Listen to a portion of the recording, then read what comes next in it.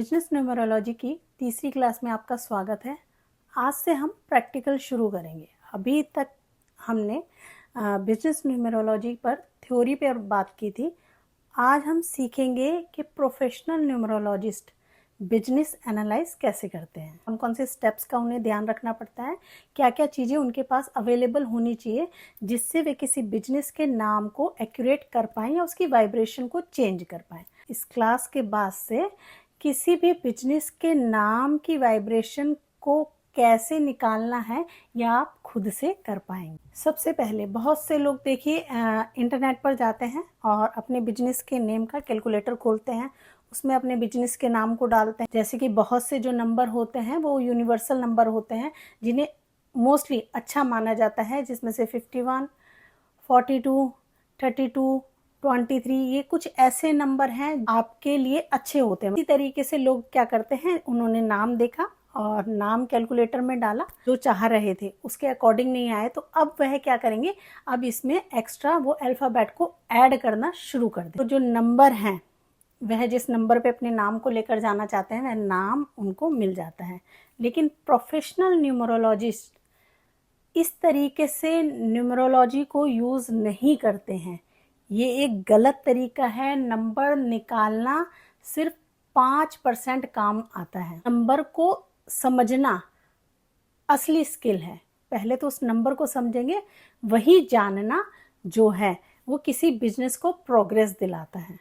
सबसे पहले अल्फ़ाबेट जो होते हैं उनकी वाइब्रेशन को समझना होता है। देखिए हर अल्फ़ाबेट जो है उनकी जो फ्रीक्वेंसी होती है वह अलग होती है। ये फ्रीक्वेंसी उसके साउंड से आती है। आ बोला या का बोला तो ये जो साउंड आ रहा है ना पीछे, तो ये जो है उस नंबर की फ्रीक्वेंसी को डिसाइड करते हैं। इसी वजह से स्पेलिंग चेंज करने पर जो होता है वाइब्रेशन भी चेंज हो जाती है। हर स्पेलिंग चेंज जो है वह अच्छा होता है ये सही नहीं है। आजकल मोस्टली लोग क्या करते हैं कि न्यूमरोलॉजी के नाम पर वह अपने नाम में एक्स्ट्रा ए लगा देते हैं, एक्स्ट्रा एच लगा देते हैं, एक्स्ट्रा वाई लगा देते हैं। इस तरह बहुत सारे अल्फ़ाबेट को अपने नाम में, अपने बिजनेस के नाम में ऐड कर देते हैं, जो कि बहुत ही गलत तरीका है अपने नाम को करेक्ट करने का। ये इसको एक एग्जाम्पल से समझ लेते हैं।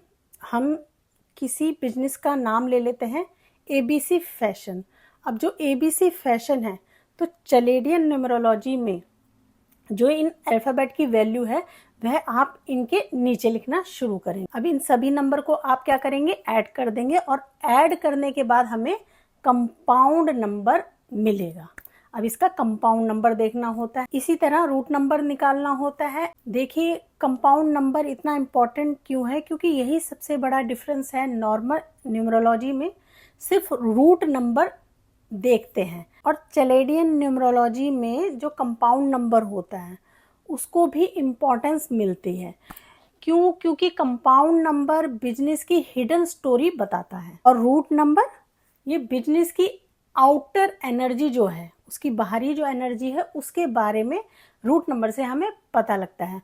तो दोनों को साथ देखना पड़ता है कि कंपाउंड नंबर और रूट नंबर की वाइब्रेशन क्या। सबसे बड़ी गलती, अगर किसी बिजनेस का रूट नंबर 6 है तो लोग बोल देते हैं कि बहुत लकी है, 6 नंबर जो है वो है तो पैसा अट्रैक्शन करता है, तो 6 नंबर वाला लक्ष्मी का नंबर है तो इसलिए इसको लकी नंबर लोग कंसीडर करते हैं। लेकिन अगर कंपाउंड नंबर जोड़ने पर हमें 15 मिल रहा है, मान लीजिए 33 मिल रहा है, 24 मिल रहा है, 42 मिल रहा है, तो अब ये जो 15, 33, 24, 42 ये जो नंबर हमें मिले हैं, ये नंबर अपने आप में यूनिक हैं, इनके अलग ट्रेट्स हैं। 15 जो है 1 और 5 जोड़ने पर हमें 6 मिल रहा है। इसी तरह 42 में हमें 4 और 2 जोड़ने पर 6 मिल रहा है और जो 24 है उसमें भी 2 और 4 को जोड़ने पर हमें 6 मिल रहा है। इनकी जो वाइब्रेशन है वह अलग से काम करती है, लेकिन हमें जो नंबर मिल रहा है, इनकी जो टोटल वैल्यू मिल रही है वो 6 मिल रही है। तो 6 लकी है, लेकिन ये जो बाकी के नंबर है यानी 24, 15, 42, 33 इनकी अपनी अलग फ्रीक्वेंसी है, इनकी अपनी अलग वाइब्रेशन है। तो उसके अकॉर्डिंग जो है किसी बिजनेस का नाम डिसाइड होता है। अब आप लोगों के साथ एक रियल बिजनेस नेम एनालाइज को करूँगी, जिससे आप समझ पाएँ कि जो नंबर है वह कैसे देखा जाता है, रूट नंबर कैसे देखा जाता है, कंपाउंड नंबर कैसे देखा जाता है और प्रोफेशनल एनालाइज कैसे किया जाता है। अब बात करते हैं रूट नंबर और कंपाउंड नंबर के डिफरेंस के बारे में। अब मान लीजिए कोई दो लोग जो हैं वह शॉप खोलते हैं और वो जो बिजनेस खोलते हैं वह बेकरी का खोलते हैं और दोनों की जो शॉप्स हैं वह सेम मार्केट में है। अब प्रोडक्ट भी सेम है, क्वालिटी भी सेम है और लोकेशन भी सेम है। अब एक का बिजनेस जो है वह धीरे धीरे ग्रो कर रहा है और जो दूसरा है वह स्ट्रगल कर रहा है। ऐसा सिर्फ न्यूमरोलॉजी की वजह से नहीं होता। ये बात ठीक है कि न्यूमरोलॉजी जो है वह बिजनेस की वाइब्रेशन को इन्फ्लुएंस करती। अब इसको समझ लेते हैं। देखिए एग्जांपल ले लेते हैं। मान लीजिए किसी की बर्थ डेट 15 है, जो फर्स्ट ऑनर है उनकी डेट ऑफ बर्थ क्या है 15। 1 और 5 को जमा करने पर हमें 6 मिल गया। इसी तरीके से हम डेस्टिनी नंबर निकालेंगे। देखिए मान लीजिए 15 अप्रैल 2026 किसी का डेट ऑफ बर्थ है जो ऑनर है, ठीक है जी। तो जब हम इस पूरे को टोटल करते हैं तो जो हमें नंबर मिलता है वह भाग्यांक कहलाता है। इसका मतलब ये हुआ कि ऑनर का जो रूट नंबर हो गया वह 6 हो गया और जब हम डेस्टिनी नंबर यानी पूरे को टोटल करेंगे और जो हमें भाग्यांक मिला वह 2 मिला। अब इसी तरह हम जो उसका बिजनेस है यानी जो उसकी बेकरी है उसको मान लीजिए उसका नाम बेकरी करके उसका नाम है, तो उसको भी अब हम टोटल करना शुरू करते हैं चलेडियन कैलकुलेशन के अकॉर्डिंग। बेकरी को जब अल्फाबेटिकली उसका हम जो नंबर उसके नीचे लिखते हैं, तो जब हम इसको टोटल करते हैं तो जो हमें कंपाउंड नंबर मिल रहा है 31 मिल रहा है। यानी सबका टोटल करने पर, कंपाउंडिंग करने पर हमें जो नंबर मिला वो कंपाउंड नंबर कहलाता है, ठीक है जी। अब रूट नंबर के लिए क्या करेंगे, कंपाउंड नंबर जो होता है वह सिंगल में नहीं मिलता है हमें, ठीक है जी। उसके लिए दो जो होते हैं नंबर्स होते हैं, जैसे कि 44। अब यहाँ पे हमें 31 मिला तो 31 कंपाउंड नंबर है।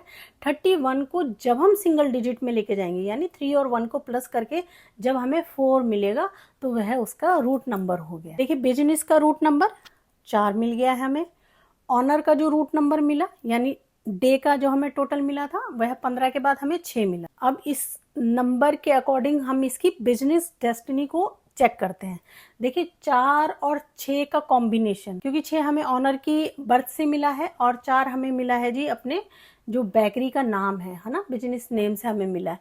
अब 4 और 6 का कॉम्बिनेशन हर किसी व्यक्ति के लिए आइडल हो ऐसा नहीं होता। देखिए अब इसमें क्या चीज होगी, देखिए अगर ऑनर जो है वो किसी क्रिएटिव या फिर लग्जरी प्रोडक्ट को बेच रहा है तो ऐसे में 6 की एनर्जी, क्योंकि 6 जो है वह लग्जरी को दिखाता है, तो वीनस की यहाँ पे एनर्जी जो होती है वह लग्जरी को बताती है। इसी तरीके से जब हम 4 नंबर की वाइब्रेशन को चेक करते हैं तो 4 नंबर जो होता है, देखिए राहु का नंबर होता है, तो राहु जो होता है वो राहु के अंदर सैटर्न छुपा हुआ है, ठीक है। इन जो हम जब देखते हैं राहु और केतु को मिलने से, जोड़ने से जो है सांप तैयार होता है और सांप जो होता है वह सैटर्न के बारे में बताता है। जो 4 नंबर की वाइब्रेशन होती है वो प्रैक्टिकल और अनकन्वेंशनल वाइब्रेशन होती है। इसका ओवरऑल रिजल्ट बिजनेस पे क्या पड़ता है, देखिए कस्टमर आता है लेकिन जो सेल है वह कम होती है क्योंकि 4 और 6 यहाँ पे काम कर रहे हैं। देखिए मार्केटिंग में स्ट्रगल होता है और ब्रांड की जो आइडेंटिटी है वह क्लियर नहीं हो पाती है। अब यहाँ पे भी एक जो ध्यान रखने वाली बात है जो ज्यादातर लोग मिस्टेक कर देते हैं, वे क्या करते हैं कि सिर्फ जो रूट नंबर है उसको देखते हैं, कंपाउंड नंबर को नहीं देखते। कंपाउंड नंबर को भी देखना जरूरी होता है। सबसे पहले कंपाउंड नंबर ही आता है, तो कंपाउंड नंबर आप जरूर चेक करेंगे। मान लीजिए वहां पे 42 मिला तो फिर अगेन 4 मिल गया है हमें, है ना। तो अब क्या है, 4 मिला तो 4 हमें पहले भी जो है डिस्टर्बेंस क्रिएट कर रहा था, तो यहाँ पे भी जब हम 4 की एनर्जी को फिर से इंट्रोड्यूस करवाएंगे तो सेम सिनेरियो क्रिएट हो जाता है। तो कंपाउंड नंबर बहुत ज्यादा रोल प्ले करता है। इसको और समझ लेते थे कि 31 और 40 यानी 3 और 1 को प्लस करने पर 4 मिल रहा है और 40 का हमें 4 मिल ही रहा है, ठीक है। तो ये सेम है, यानी इनको प्लस करने पर हमें जो रूट नंबर है वह 4 मिल रहा है, लेकिन जो इसकी कंपाउंडिंग वाला नंबर है वह डिफरेंट हो गया है। तो जब भी कंपाउंड नंबर डिफरेंट हो जाता है तो यहाँ पे एनर्जी और वाइब्रेशन जो है यानी फ्रीक्वेंसी चेंज हो जाती है। और हमें क्या करना है, हमारा सबसे पहला स्टेप क्या होता है कि बिजनेस को अलाइन करना है इसके साथ जो ऑनर की एनर्जी है, यानी उसकी जो डेट ऑफ बर्थ है उसकी एनर्जी के साथ हमें सिंक और अलाइन करना है उसके बिजनेस के नाम को। अभी सिर्फ नंबर निकला है, एनालाइज अभी शुरू नहीं हुआ है, तो अब इसको एनालाइज कैसे करना है इस पर बात कर लेते हैं। देखिए जैसे 31 है, 31 नॉलेज के बारे में बता रहा है ना। 3 नंबर है, 3 नंबर जो डिपिक्ट करता है वह बृहस्पति को करता है, तो 31 नॉलेज को बता रहा है, लेकिन ग्रोथ को स्लो कर रहा है। क्यों? क्योंकि 4 नंबर है, 4 नंबर अगेन हर्डल क्रिएट कर रहा है। इसी तरीके से जो 32 नंबर है, देखिए वह 32 नंबर का जो रूट नंबर आ जाता है वह 5 आ जाता है। कंपाउंडिंग 32 की क्या बताती है? देखिए कम्युनिकेशन के बारे में बताती है और ये पब्लिक सपोर्ट को रिप्रेजेंट करता है। इसी तरीके से जो 33 है वह लग्जरी, क्रिएटिविटी, ब्यूटी, ब्रांड का अट्रैक्शन और वीनस की वाइब्रेशन से जुड़ा हुआ है। और जो 41 नंबर है वह आपकी प्लानिंग को, लीडरशिप को और लॉन्ग टर्म स्टेबिलिटी को दिखाता है। इसी तरीके से जो 23 है वह प्रोटेक्शन का नंबर होता है, business opportunities, networking, fast growth, इसके लिए इस नंबर को देखा जाता है। इसमें हमें लोशो ग्रिड को भी चेक करना है। अब लोशो ग्रिड में जब हम ऑनर की लोशो ग्रिड चेक करते हैं, मान लीजिए उसमें 3 नंबर मिसिंग है, तो 3 नंबर किसका हुआ जी? कम्युनिकेशन का हुआ। तो अब यहाँ पे जब भी 3 नंबर मिसिंग होगा तो कम्युनिकेशन वीक हो जाए, और जब भी 6 नंबर मिसिंग होगा तो क्या होगा जी? ब्रांडिंग और कस्टमर अट्रैक्शन जो है वह वीक हो जाता है। और मान लीजिए जो ऑनर की बर्थ की डिटेल है उसमें 8 नंबर यानी 8 नंबर मिसिंग है, तो अब यहाँ पे डिसिप्लिन और कंसिस्टेंसी जो है वह प्रॉब्लम क्रिएट कर देगी।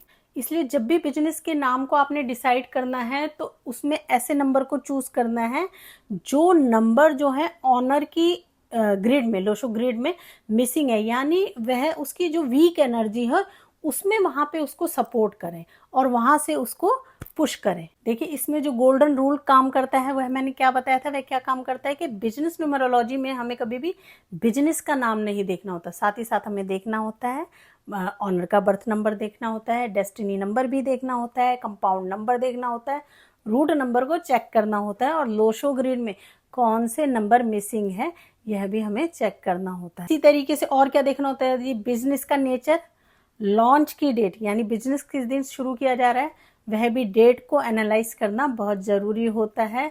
और बिजनेस के यदि कोई पार्टनर है यानी आप पार्टनरशिप में कोई बिजनेस कर रहे हैं तो उसमें भी सेम ही चीज़ें उस पार्टनर की भी रिक्वायर्ड रहती हैं। और क्या देखना होता है जी? लोगो के कलर्स। ये जो बिजनेस का लोगो है उसमें आपने जो है ऑनर के लकी कलर्स को यहाँ पे यूज़ करना है। और दूसरा जो सिग्नेचर है, यहाँ पे सिग्नेचर भी किसी ऑनर के एनालाइज करने चाहिए और उनको सजेस्ट करना चाहिए कि उनकी बिजनेस से रिलेटेड कौन सा सिग्नेचर जो है वह बढ़िया रहेगा। यह सब मिलकर यानी इन सब चीज़ों का निचोड़ जो है वह किसी बिजनेस की ग्रोथ में सक्सेस लाता है और बिजनेस की वाइब्रेशन को चेंज करता है। अगर आप सिर्फ बिजनेस का नाम बदलकर और उसकी वाइब्रेशन को चेंज करने की कोशिश कर रहे हैं तो ये जो है इनकम्प्लीट अप्रोच होती है, जो मैंने आपको स्टार्टिंग में बताया, यानी जो हमारी पहली और दूसरी क्लासेस में मैंने आपको समझाया है कि कैसे हमने चेक करना है, क्या क्या चीज़ों का ध्यान रखना है किसी बिजनेस के नाम को सजेस्ट करते हुए। इन सारे स्टेप्स को यदि आप अच्छे से फॉलो करते हैं और जो मैंने रिस्ट्रिक्शन बताए हैं और जो तरीका मैंने बताया है उन तरीकों को अपनाते हैं तो वह बिजनेस जो है वह किसी व्यक्ति के लिए अच्छा साबित हो सकता है। अगली क्लास में मैं आपको समझाने वाली हूँ कि बिजनेस नेम का जो रूट नंबर और कंपाउंड नंबर है उसको कैसे कैलकुलेट करना है और कौन से कॉम्बिनेशन बिजनेस के लिए ज़्यादा पावरफुल होती है। यदि आपको बिजनेस न्यूमरोलॉजी की सीरीज़ अच्छी लग रही है और आप किसी बिजनेस से रिलेट करते हैं तो आप कमेंट में अपने बिजनेस का नाम लिखिए, मैं उसका रूट नंबर और कंपाउंड नंबर बताने की आप लोगों को कोशिश करूंगी। अगर आप बिजनेस न्यूमरोलॉजी की कंप्लीट मास्टर क्लास को देखना चाहते हैं तो हमारे चैनल को जरूर सब्सक्राइब कीजिए।